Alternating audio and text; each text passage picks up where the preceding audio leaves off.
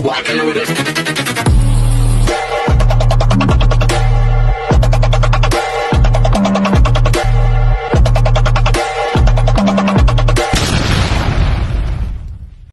Hello beautiful people! Welcome back to my channel. This is your Mama Sam dito sa Sam Sam TV. Kamusta naman kayo mga amigo, amiga, kumare at kumpare? Sana lahat kayo ay okay at safe ngayong gabi. So magandang gabi sa inyong lahat. Sana lahat kayo ay nakapaghapunan na ng bonggam-bongga. Ako naman ang tatanungin nyo. Eto, hindi pa kami kumakain. Kararating ko lang galing school at nagpahinga muna ako ng mga 30 minutes pagkatapos ito na. Syempre, chichika tayo ng bonggam-bongga dahil may nagtatanong sa akin. Sabi niyan gano'n, Mama Sam, tingin mo tama ba ang strategy game daw ni Michelle D na nandoon na siya sa US pero nananahimik siya? Hindi daw katulad ng kay Antonia na pasabog daw talaga at hindi daw nagpahinga.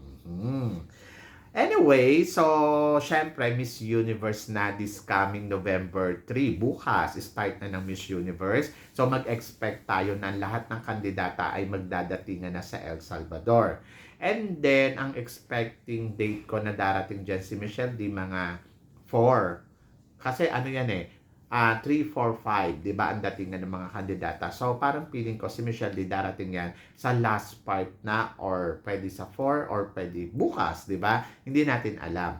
Pero kasi, ando doon na nga sa US si Michelle D, ako ay team na parang tama lang na nagpahinga siya. Tama yung strategy game na yon na pagdating niya sa US, kailangan niya mag-take a rest, kailangan niya magpahinga ng bonggam-bongga, matulog hanggat maaari, and then, i-relax niya yung sarili niya. Kasi alam naman natin, yung nandirito siya sa Pilipinas, ang dami niyang eksena.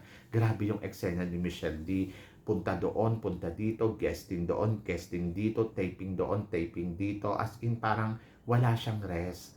As in, talagang hindi siya nakapagpahinga ng bonggam-bongga. Kumbaga, parang bugbog na bugbog yung katawan niya sa kakagawa ng mga ganito, sa kakapag-prepare. Siyempre, di ba, nag-prepare pa yan, nag-impake pa.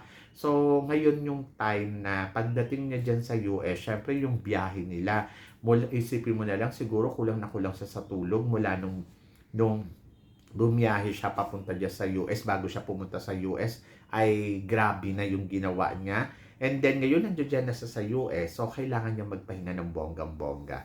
Para sa akin, tama yung strategy game na ginawa ni Michelle D. Kasi at least fresh overload siya pag lumabas siya sa Miss Universe, di ba? So, yun. So, hindi niya kailangan gumawa ng eksena.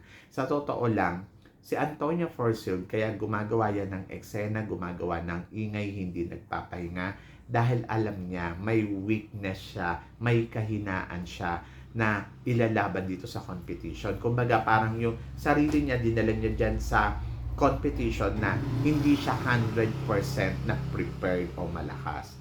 Kung maaalala natin, si Catriona Gray noon, di ba ginawa niya rin na lahat ng trabaho niya bago siya pumunta sa Miss Universe.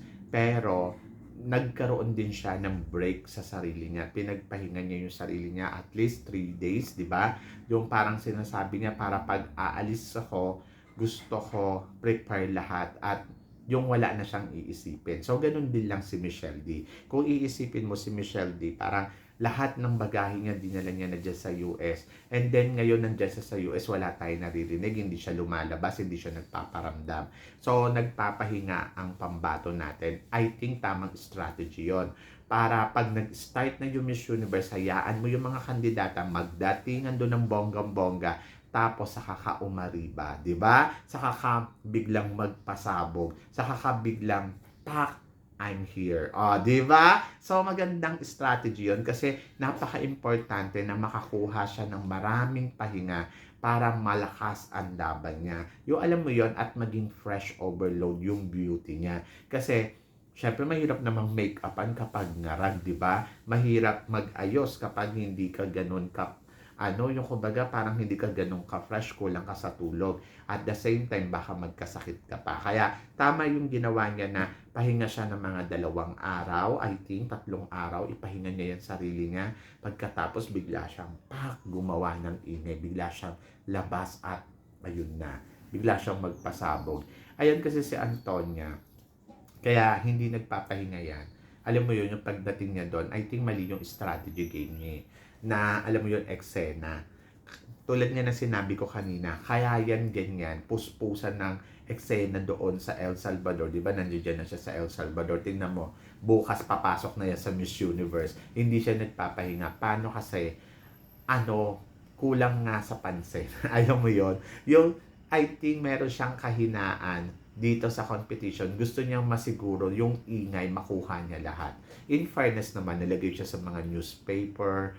Ayun nga, may nagtatanong nga sa akin, Mama Sam, anong masasabi mo na nalagay si Antonia sa newspaper dito sa El Salvador na pinopromote niya ang turismo? Mali ko ba kung nagbayad sila? Di ba? Hindi naman natin alam kung nagbayad itong si Antonia. Di ba? So, hindi natin nasisiguro yon. Kumbaga, parang ang akin, kung strategy game nila yon, hayaan natin silang mag-strategy game ng bongga-bongga. Kasi at the end of the story, magkakaalaman niya sa competition. Wala namang bearing yung mga pinaggagawa niya eh. So, yung national costume nga, walang bearing. Ayun pa kaya yung mga pinaggagawa niya. So, ang maitutulong niyan sa kanya, syempre, mapapansin ng mga tagahanga doon, magiging favorite of the crowd siya. O, di ba?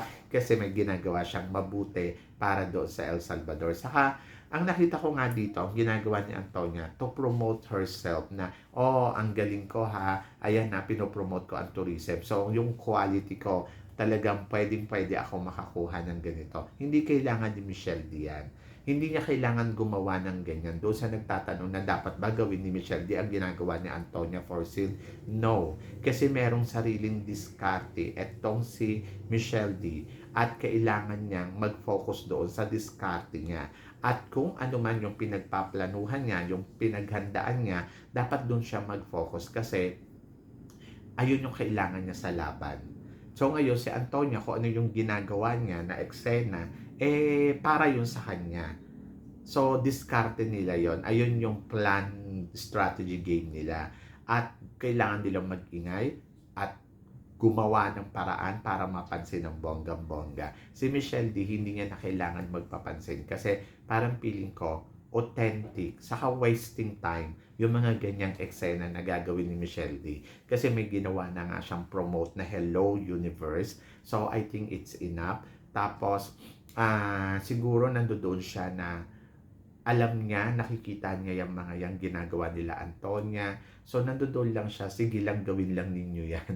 Magkita-kita tayo sa finals, di ba? So, ako, mas gusto ko yung strategy game na ginagawa ni Michelle D na, alam mo yon yung nagre-reserve ka ng energy mo at doon mo gagamitin yon sa pinaka-bonggang-bongga na,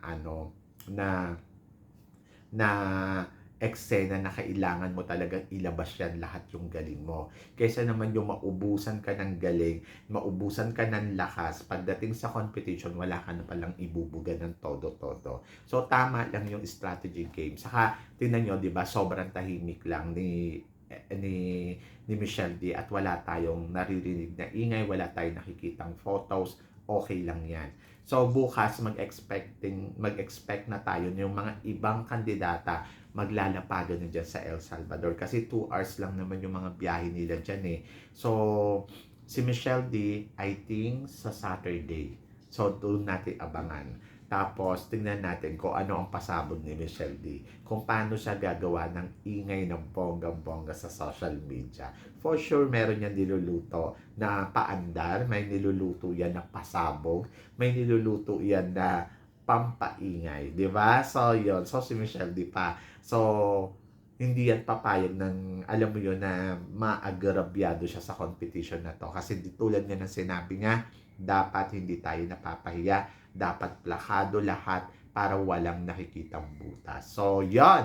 Kaya magtiwala tayo sa galawan ni Michelle D. Kasi si Michelle D, alam kong nagpiprepare ng todo-todo. Alam ko nandoon siya sa strategy game niya na magpapasabog siya ng bonggang-bongga. And then, of course, I'm so excited. Excited ako sa gagawing eksena ni Michelle D dito sa competition ng Miss Universe. At alam mo yon, yung parang feeling ko, lahat magugulat. Manggugulat siya ng bonggang-bongga. Kasi yung iba, di ba, ingay nga ang ginagawa. So may mga paparada, may mga kanya-kanya na eksena, lalo na yung mga Latinas. Pero ito si Michelle D, calm lang siya, and then meron niyang plano yung team niya. Di ba hindi katulad nung kay Celeste noon na, alam mo yun si Celeste kasi di ba nung last year pagdating nila dyan sa US, ang ginawa nila rampa-rampa sila. Yung ginawa ni Antonia na rampa-rampa sila, video doon, photoshoot doon, pictorials doon, pasabog, paingay, pero si Michelle Lee walang ganyan. Hindi niya kailangan yung katsipan na eksenang ganyan. Kasi ang kailangan ni Michelle Lee is mag-ipon ng lakas para sa kanyang laban sa Miss Universe. Di ba? Do you agree, guys? So, yun. So, kasi marami din namang magagaling at malalakas na kandidata na lumalahok ngayon dito sa Miss Universe. So, dapat prepared si Michelle D at ipunin niya yung lakas niya sa competition, hindi sa mga eksenang gano'n. So, para sa akin, tama lang ang ginagawa ni Michelle D na huwag gumawa ng eksena at magpahinga na muna. And then, tingnan natin kung ano ang unang pasabog na gagawin ni Michelle D dito sa laban niya sa Miss Universe pagpasok niya sa competition ng Miss Universe. Kasi yung iba kasi ganyan na yung ginagawa. Si Celeste, ginawa na yan dati yung ginagawa ni Antonia na ingay doon, ingay dito, eksena doon, eksena dito. Pero ano nangyari, di ba? Nabokya.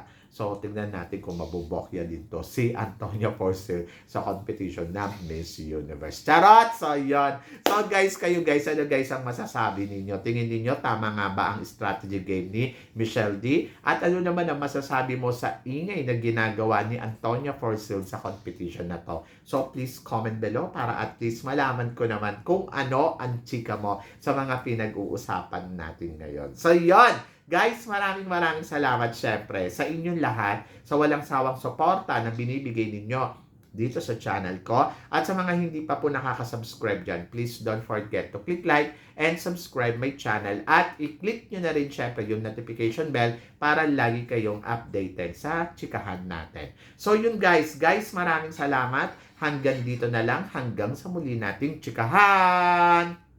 See you later. Thank you guys.